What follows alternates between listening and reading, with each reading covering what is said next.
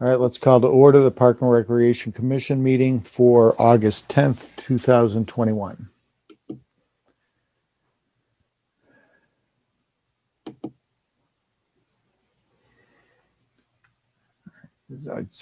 Crap, I just closed the agenda window. Let me get back to it. You can take a look on the August PowerPoint. Okay. There you go. All right. So, commissioner updates. Does anybody have one? I do not have an update, but we should get the sports council meeting going since all the fall sports will be up and running soon. So Saul, we can connect and maybe try to find a day, and you would Alicia, and then sort of maybe try to set up something with all the teams coming up. Makes sense. It might also be beneficial to try to get one of the representatives from Highway there, because it sounds like they may have to recreate the dimensions book for the fields.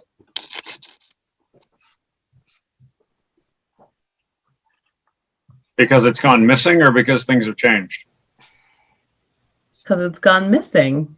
Okay, just checking. Both.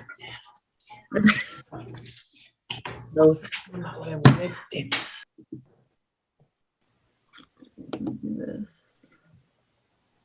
Anybody else? No. No? All right. Do we want to take a look at the minutes and get those approved?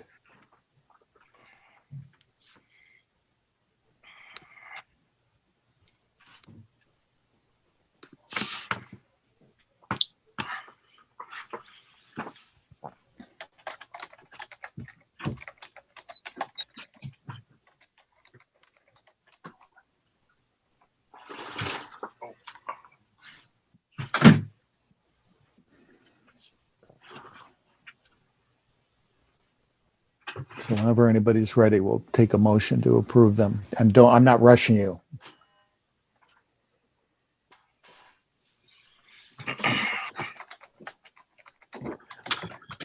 I will make a motion to accept the minutes of the Tuesday, July 13th meeting of the Parks and Recs Commission. Second. All right, all in favor, Aaron, Aye. Kevin, Yes. Solomon, Yes. and I'm yes as well. The minutes are approved. Okay. Alicia, if you want to just give us a little summary of this item as well as how our cancellation policy is supposed to work. And Yeah, sure. So we have a request from Faye Rayner to reverse a 20% cancellation fee for 2 weeks of sailing camp. This summer, we did do a 50% cancellation fee that was so that people would know that they're committing to the actual programs. We have very limited spots, especially coming out of COVID. So we wanted to make sure that folks kind of understood that we were letting them sign up without having to put any money down, and that we would invoice them after July 1. So in this case, Faye said that they had signed up for a different camp. We had a conversation, I guess Tim had a conversation with her. She's also spoken with the town administrator's office. So from our office and from town administrator's office, we had said that we would keep the 20% cancellation fee because we felt that it was very clearly stated, what the policy was. And so it is before you to decide if you would like to reverse it or to move forward with it.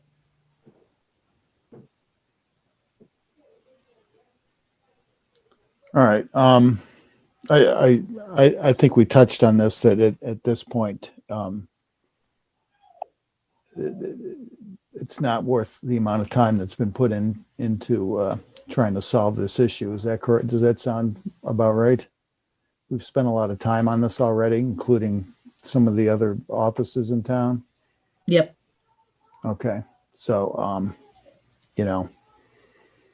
there's really we have no method of actually collecting this at this point, correct? Because nothing was paid. So it'd just be an Right. outstanding charge. Correct. So, I mean, I think that,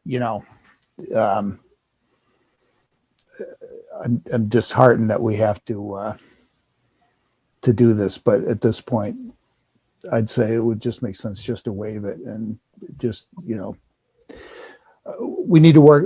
I looked at the way the system works, and if part of the issue is that we don't want to collect funds prior to the start of the fiscal year or to the time period in which they're going to actually accrue in terms of using the service, that we're going to need to find a way to get a deposit, even if it's 100% deposit, and put that in some other account and then transfer it over. And that, I think if we talk to the finance people, that might work. But we've spent enough time on this issue, I think, already. So unless anybody's got any comments, we'll just approve it and move on.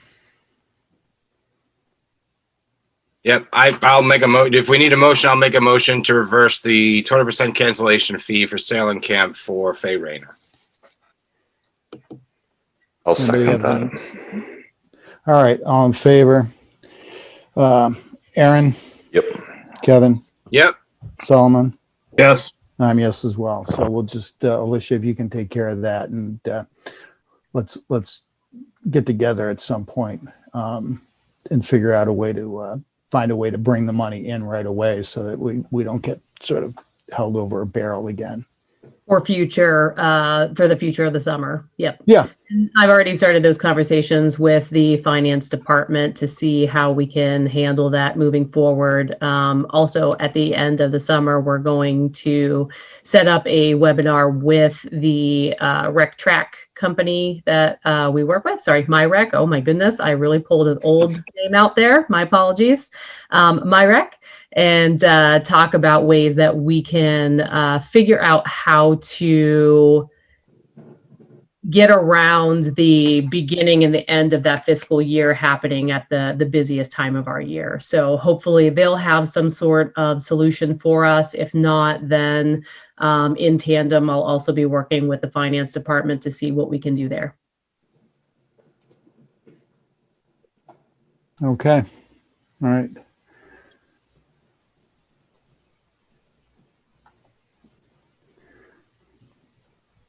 Anything else? Nope. Tim, you there? All right. Yeah, I'm here. Okay, let's move on. This has been more time consuming. Next. Can you hear me?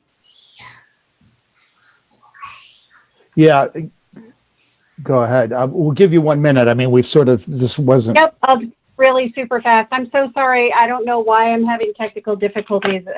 So the short version is that I signed up my son for Littleton Parks and Rec quite a length of time ago. I went online. I went to go register for the program for sailing, and it said that all the classes were filled and that I could be put on a wait list. So I went ahead and did that.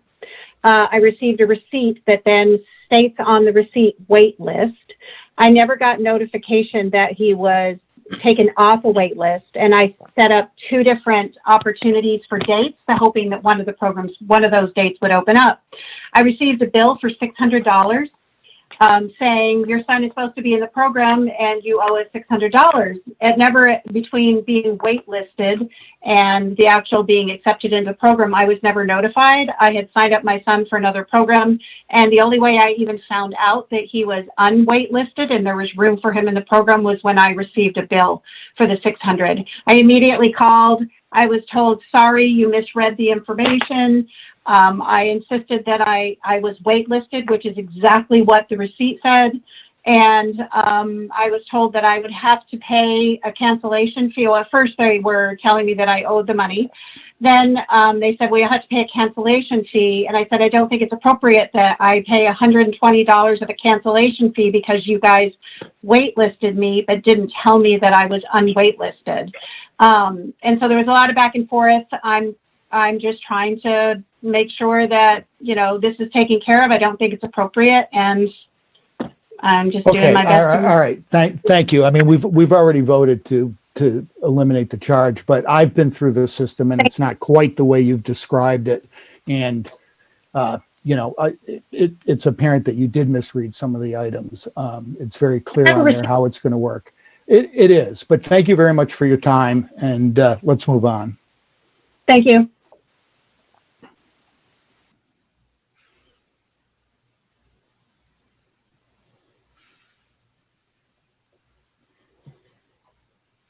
Tim, you got the Muted, sir. heyo. There you go. All right. So this was just something I wanted to bring up to the Park Commission and just have a discussion about this and see how you would like to move forward with this. So we were contacted by the Highway Department a while ago, just saying that there was damage essentially at the high school baseball field, and that, you know, we had issues with there being infill mix, my apologies, raked into the actual, trying to think of the name right now that I'm looking for, the edging. So if you look at the first picture that's on there that says first noticed use, it'll show you that, you know, we have a little bit of that material, the fill material being sort of pushed out of the actual infield and being pushed into the grass sections. That area specifically is like headed in towards the pitcher's mound. So later on, a few weeks later, we also got these additional photos that came through the highway department. And apparently the group that had been using the field had been using a material called oil dry, which you guys can see the pictures. These are the pictures of the chemical that they left behind.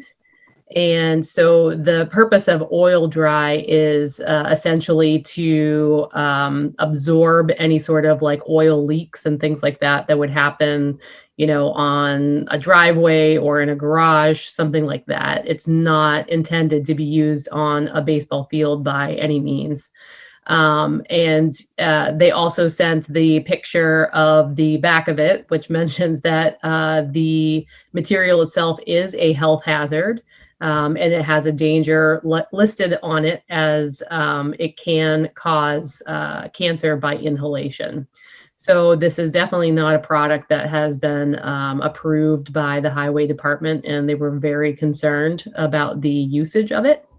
So that's one part of it.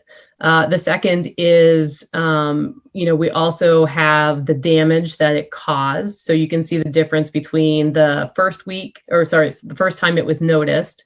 And then this was the first week in August, the photo that's at the end. So you can see it's killed off that grass.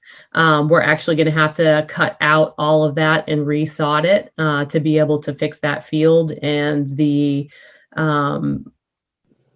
director of DPW is estimating it to be the damage to fix all of it around $10,000. So it's going to be, you know, not the most costly repair we've had in the world, but it's up there. I mean, for something as simple like this that could have been prevented.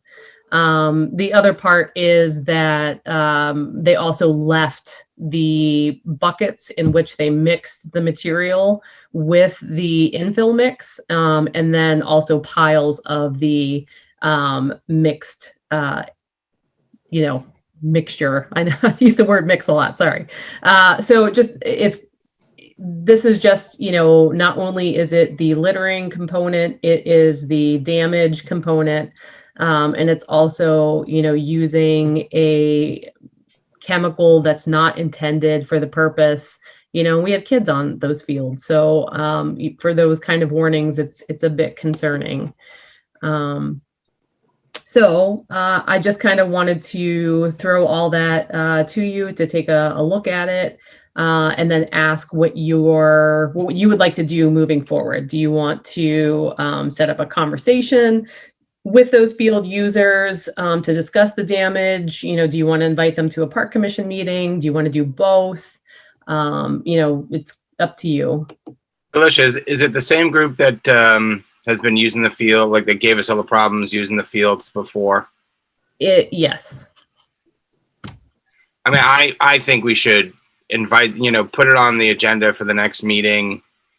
And, I mean, I'm looking at this thing and it's, it is obvious to me that they shouldn't be using this on a field where there's going to be kids. May cause cancer by inhalation is one of the first warnings. So I think we've got to bring this group in and, have a conversation with them. But, I think we've got to take some of the strongest measures against them that we can. And the damage. Like there's damage, and then there's just the danger that the chemical poses to kids who are going to be using the field. Yeah, and also just the general disregard of care of the field in terms of cleaning up after themselves and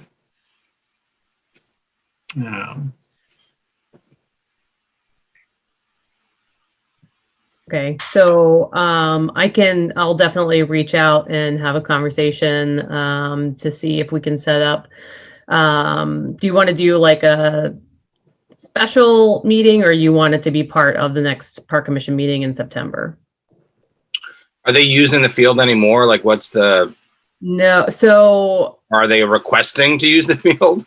So, and that's where it's kind of a question mark. So the previous group, they are done. They had their last game on August 5th, but there is a new request from, it's under a different name, but it sounds like it might be the same group. So I'll have a conversation. I'll add that person into the conversation as well. So if they are the one that's kind of taking over this role, then we can bring them into that conversation so they're aware. We should bring a representative from the league that team is in, if we can, or invite them. Mm-hmm. Yep. And I had already asked Chris Stoddard, and he said that he would attend as well.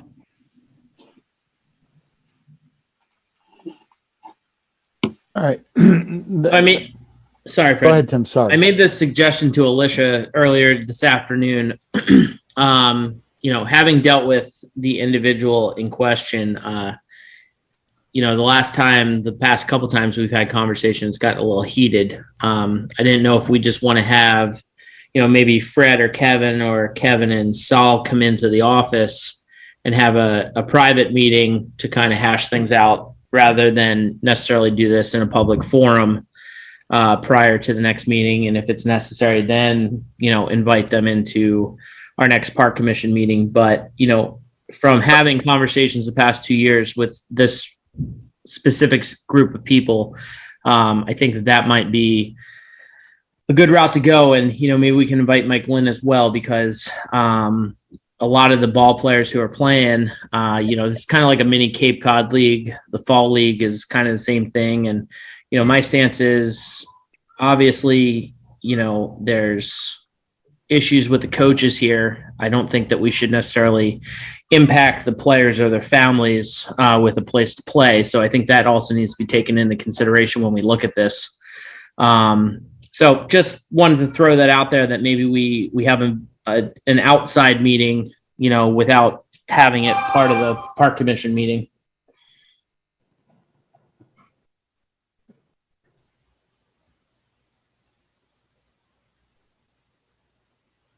Was Tim done? Oh, I think so. Yeah, he had mentioned that suggestion earlier. So I also think it's a good idea, but it's, entirely up to all of you what you would like to do. Yeah. Oh, go ahead, Sam. So it's got to be less than 3 of us, right? Because if it's more than 3, it's a quorum. Correct. Yeah. Yeah. I'm happy to go about it, what you think is the best way to go about it. Okay. Whether it's we try meeting with them first and see how that goes, and then if we need to, we bring it up as part of the agenda for the next official meeting. Yep. I think that there would be a great benefit for all to be able to do a conversation first, and then, if something more needs to be decided, have it at a park commission meeting. And the other piece of it is that, when we're looking at, bringing the sports council back together, maybe there's additional policies that we either need to look at or potentially rewrite, or just rethink about. And I would just throw that out as a suggestion. Maybe that's something that, the next time the sports council meets, that they can talk about that usage form and, see if there's any suggestions from the youth sports or, Mike Lynn, any of the representatives that, we would have that are stakeholders in the fields. So I will set up a meeting and then we can make a decision from there moving forward. Sound good? Yeah, I mean, who do we want to have attend? Do we want the 2 sports guys to attend the first one? And try, and I think maybe it was Tim's suggestion that having Mike Lynn show up would be a good idea, because it would allow him to be part of this solution to the field as well. I can absolutely speak to him and see if we can, set up some sort of meeting time that will work for him. Yeah. All right. And then I'll also see if Chris Stoddard or Stephen Witten would be able to attend as well. I think that would be helpful.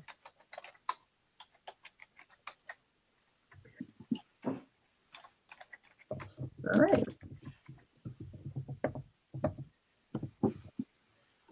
Okay.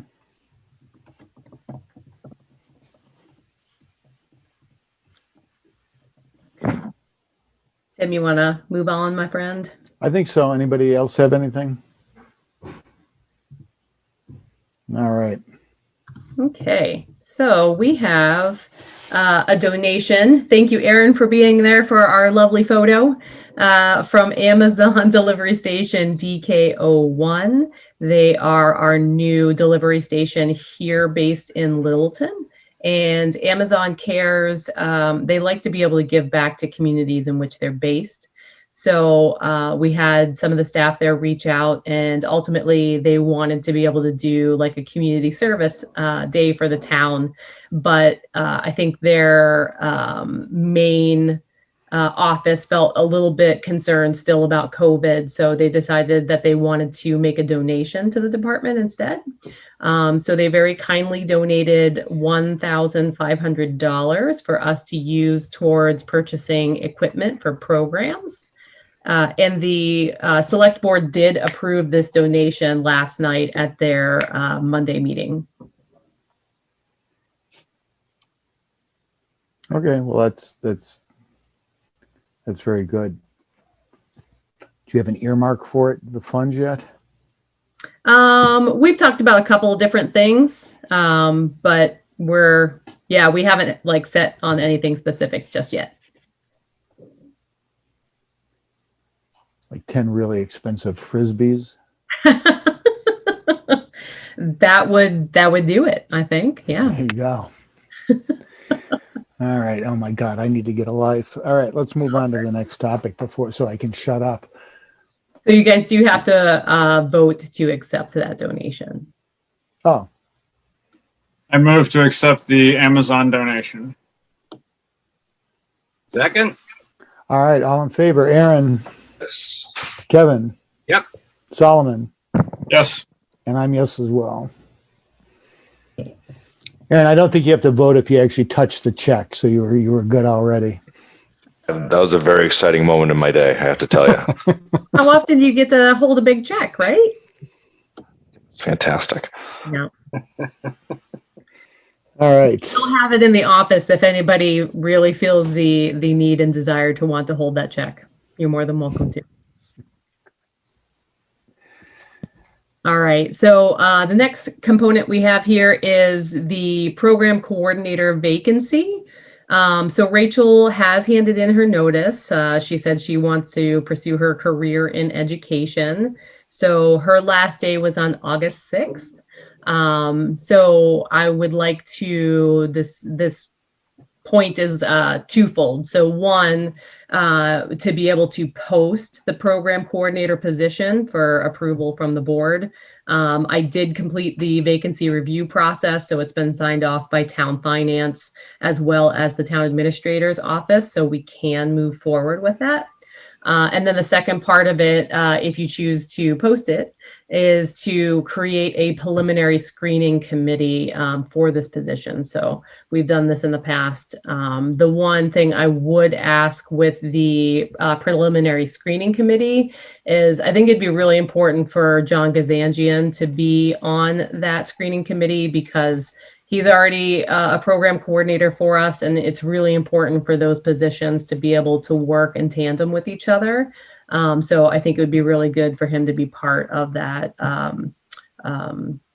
interviewing process.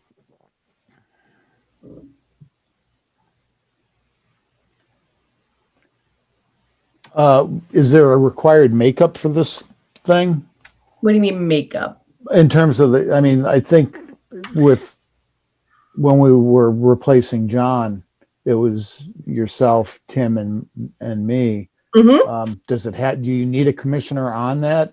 We don't necessarily need a commissioner on it, but you know, we had Saul last time. He had some really great insight.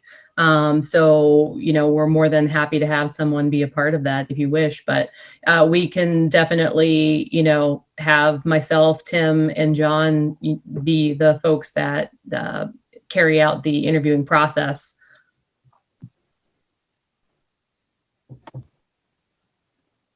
Who was Saul on the hiring? For No our offense. administrative assistant. Oh, okay. I'm only asking because I'm thinking that you, Tim, and John are all going to have to work with that person on a daily basis, and Right. You know, And it's I mean, very personally, important for John to be part of it because the program coordinators should be able to help each other out. They should be able to, you know, we'll assign them specific tasks and responsibilities. But, you know, there's times of year, and you guys have all seen this, that, you know, we have a very flexed schedule. And sometimes, you know, especially in the summertime, everyone's busy, but there may be other parts of the year where, you know, we might have to do more with community education, or we might have to do, you know, the ski program, which can actually take up a lot of time, believe it or not. So to be able to have those two positions work in tandem would be really helpful.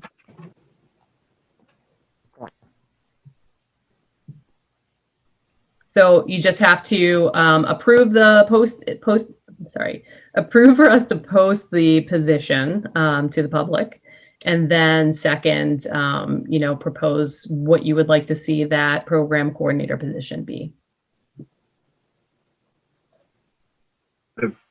The program, what the position to be, or Or the screening committee. the screening committee? So, so there's two votes that have to be made. One is to approve for us to post the position to the public.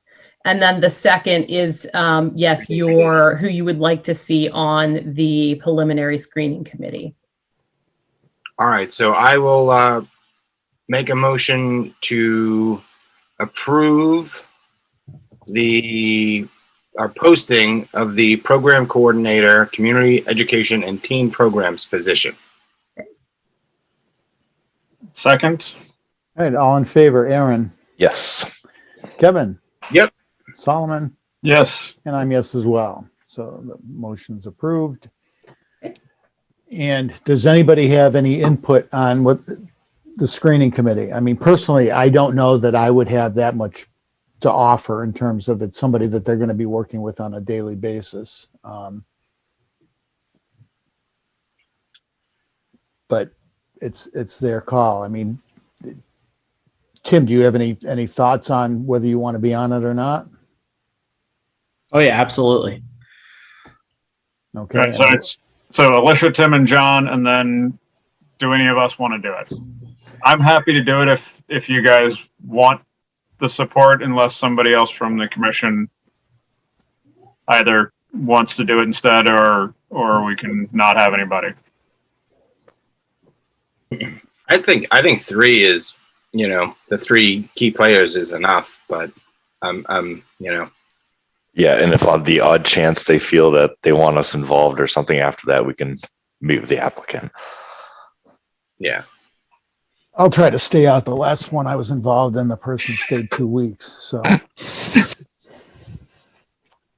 think it was like at least a month, Fred. yeah, it just seemed like 2 weeks.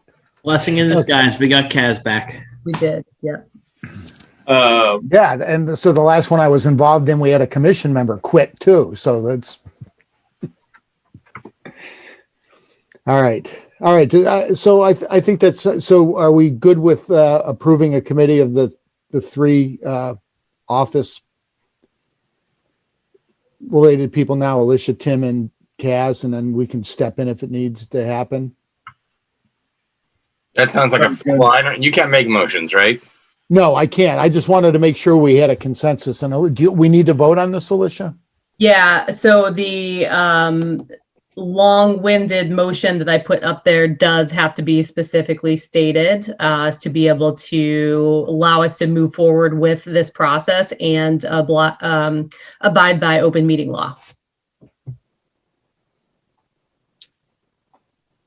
All right. So I make a motion that the Park Commission proposes that the preliminary screening committee conduct the screening process in executive session because having the candidate selection discussion in open session would be detrimental to the public body's ability to attract qualified applicants for the position of program coordinator. And that the screening committee be composed of Alicia, Tim, and John. With that amendment, yeah, or that addition, yes, thank you. And I second all of that. All right. All in favor, Aaron, Yes. Kevin, Yep. Solomon, Yes. and I'm yes as well. So the long motion is approved. Okay.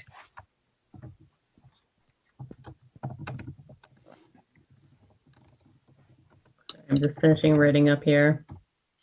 Okie dokie. So director's report.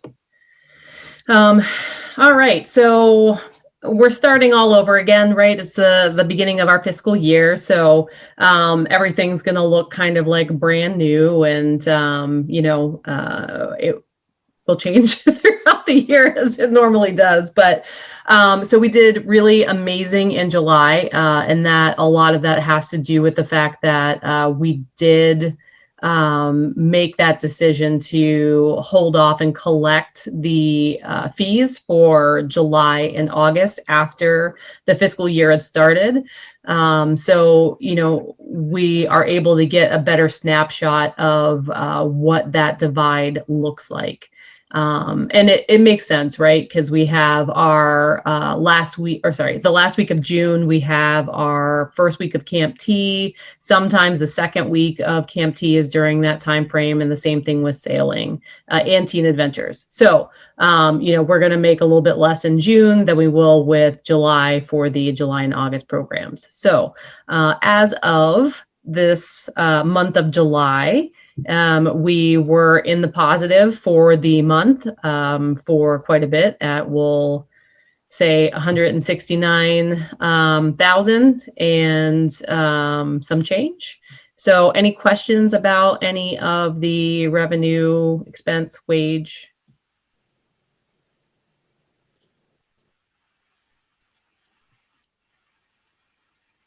Looks good. Thanks. All right, so this is our year to date, and again, fresh information. So overall, so this includes all of the information compiled in Munis up to today. I always do the report the day of the meeting, so we have the most actual information. So currently, we are 298,000 and some change in the positive for our fiscal year. So we're starting out pretty good.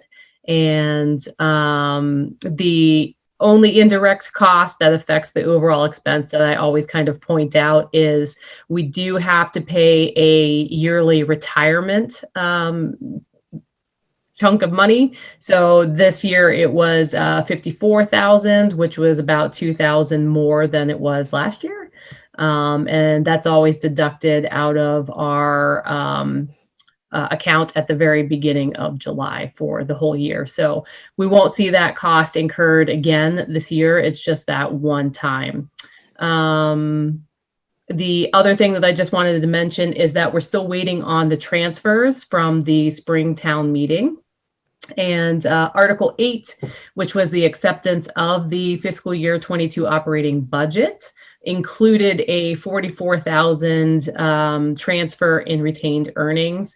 25,000 of that was supposed to go into, or sorry, will go into the special events budget for revenue. So Tim has a fresh pool of money to start working with for special events in town. And then we also needed to add a little extra money into the recreation wages. So 19,000 will go into that. They're still working, you know, we have new staff that's coming on board, so it might take a little while for these transfers to happen. But, you know, we know that they've been approved. We know eventually it'll get into the Munis system.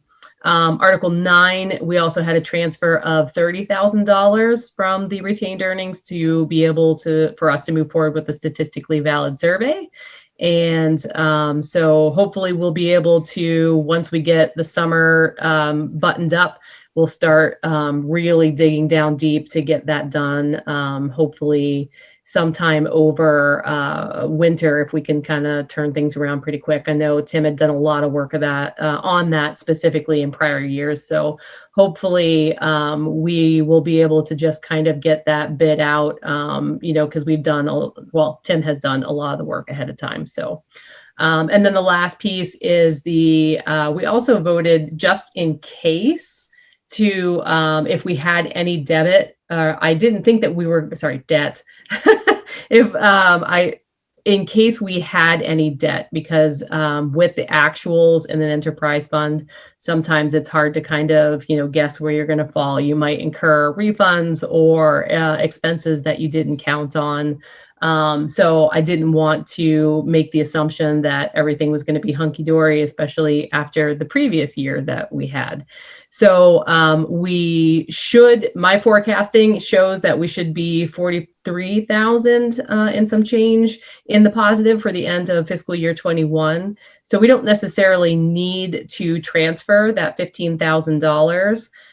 However, we also did not get the $40,000 from capital to be able to take care of any major equipment or repairs that would potentially, that's always a just in case something comes up. So we didn't get that. And then Tim and I we've been having a pretty serious conversation about expanding the sailing program. It is something that is extremely successful, and we could potentially look into purchasing a fleet of the 420 sailboats, which are bigger. They'd be able to give the kids a different type of opportunity to learn, and could really grow that sailing program. So, Tim, I don't know if you want to mention anything about the boats at all, but you don't have to make any decisions on any of this right now. I'm just letting you know that these transfers haven't happened yet. And, you know, maybe we'll talk about usage of that 15,000 sometime in the near future. Yeah, so obviously the sailing program has grown, and we are still turning people away. It's Wednesday on the final week of sailing, and we're still getting phone calls into the office asking if we're doing more. So, anything that we do to help grow the program or give other opportunities, especially to our sailors who come in when they're like 8 years old and sail till the end, is always a great opportunity, whether it be Hobies or lasers or 420s are one of the more popular boats sailed here in New England.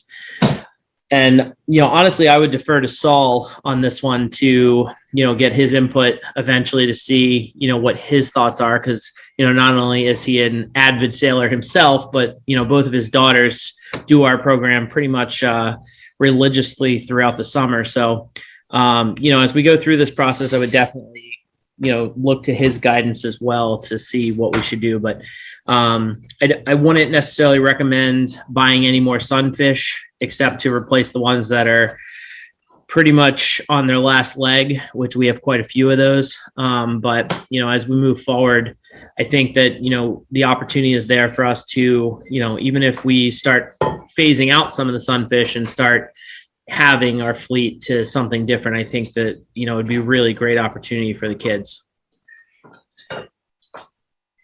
Yeah, so I'd say certainly worth a discussion about what direction to go in. Some double handers, some different single handers. There's lots of interesting boats out there for a learning program. So we can certainly explore that and figure out what the right path is. What limits our capacity on growing the program? Boats. Strictly boats? We have enough staff and everything else to just sort of grow exponentially if you wanted? Yeah, so we staff-wise, we do very well. We're very fortunate that we have a lot of the kids who are in the program who develop into our staff later down the years. Each year, we kind of have an unofficial couple CITs come on board. I know next year, one of the girls in the program, Charlotte, she'll be, doing a CIT role. She's been in our program forever. She's an amazing sailor, but unfortunately, she's only 13. So she'll, hopefully work with us for the next couple of years. So the reality is, some kids get bored with just doing the sunfish stuff. But as far as space and everything, I'd say that's our number one biggest challenge is the fact that we're restricted to the number of kids we can put on boats, especially last year with COVID. Thank you. We have room to house more boats. So depending on the type of boat you get and, what kind of racks that they need, we definitely do have the ability to build stuff that can house these boats and places to put them. Specifically on the dock, not necessarily. That dock was kind of designed for the sunfish, but the great thing about that dock is if we decide to store boats a different way, we can reconfigure that dock and have all sorts more room to, do what we need to do.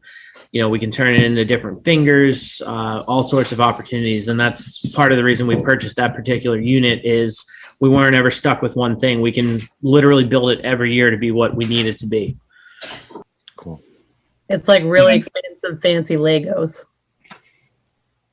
Snazzy. And so, yeah, some of the other boat options that we could look at could live on dollies, on little rolling trailers that could live up in the parking lot and are light enough that the kids can put them in and out. So we'd have other options besides just keeping them on the dock.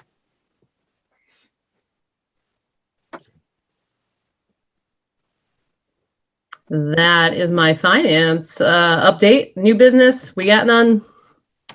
Old business, still haven't gotten the metal detecting policy. Sorry, guys, I apologize. I feel like this has been on the thing forever, so let's just table it. We'll get to it hopefully in spring. Spring, not spring, September. And then I did finally, figure out all of the components for the e-checking setup. Not to read from the slide, but I'm going to a bit here. So there is a fee for that e-check service through authorized.net. It would be 0.75% per transaction or a minimum of $10 per month. The fees are then charged to the town, and a bank account must be listed on the file for billing. So what this means is that split billing is not an option. And I explained here what split billing was.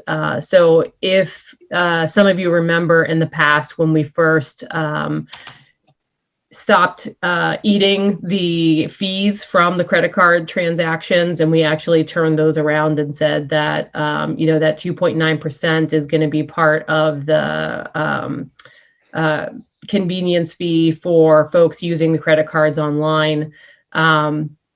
And for folks that want to use it, they've been using it, they don't have issues with it. If folks don't want to pay that 2.9, we always take checks and cash. I know that the CAS wanted to have like a different option for folks that would allow them to be able to do everything online and have them register right away. So if you pay by check, you don't necessarily get that spot held for you.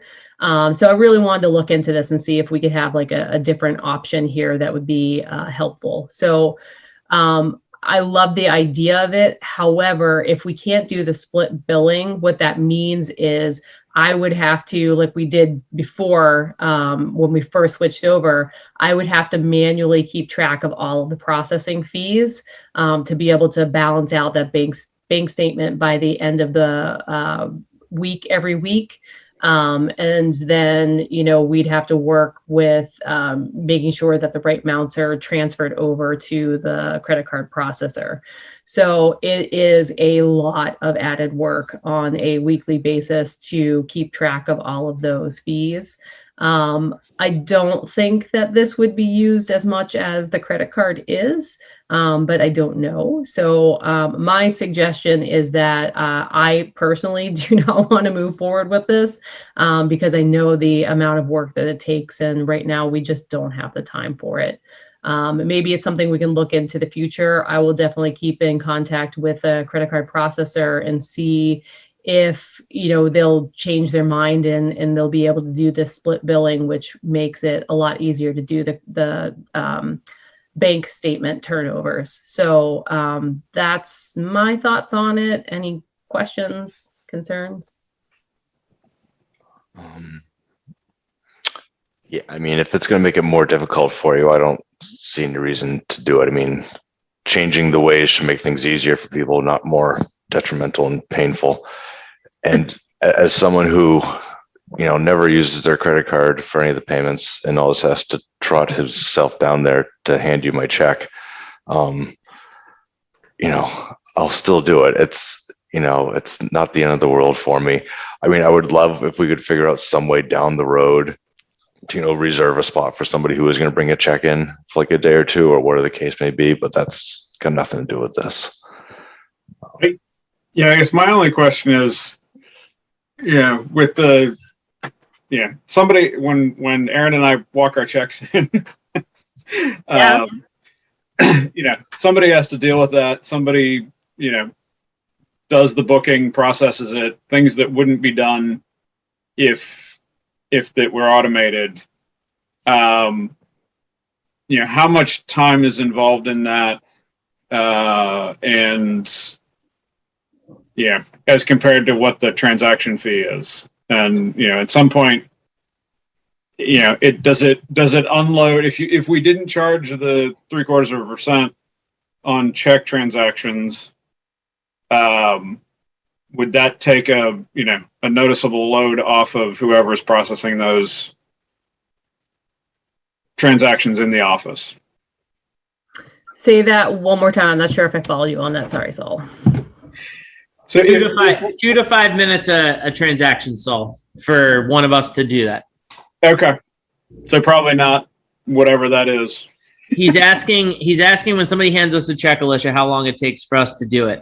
Okay, I wasn't sure if you were talking about the registration fee or the registration process or the actual statement processing. So yeah, more the registration process and handling the checks. Just at some point there's a balance of the office staff's time versus the fee being paid. Right.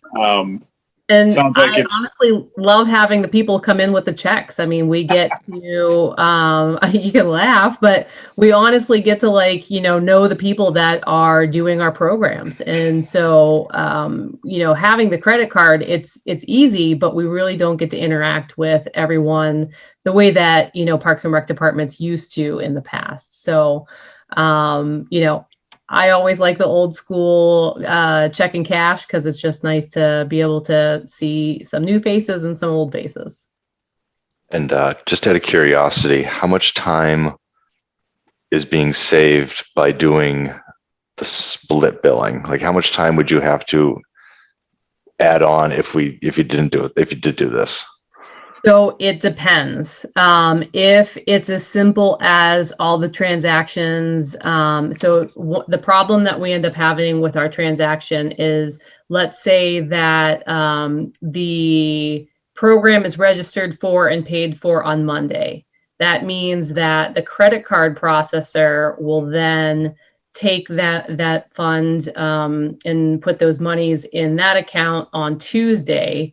And then it gets to our bank on Wednesday. So there's like a 2 to 3 day, waiving window, right? So if the timing works out right, then the reports should be able to work and be spot on.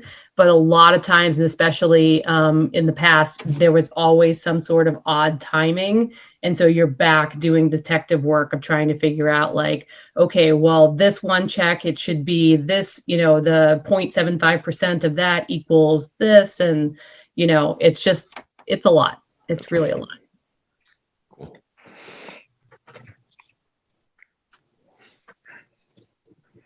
But I will take on the challenge that I will try to find a way to allow folks to pay with checks to be able to register, to be given a window of, I'm going to register and, see if we can, if I bring my check in the next 48 hours, I'm going to hold that spot for you. So I don't know if our system can do that, but it's a good challenge for us to look and see if there's another way to be able to allow folks that want to pay for the check to be able to have the same ability to, be guaranteed to have that space. So, and I totally fine with looking into that. Thanks. Sounds good. Okay. All right, kids, it's that time. I move that we adjourn the meeting. Second. All in Kevin, favor, you're on Aaron. mute. Too slow. Darn it. Aaron, you yes? Yes, sir. All right, Kevin, Yep. Solomon, Yes. and I'm yes as well. So we are adjourned. All right, thank you, gentlemen. You. Thank you.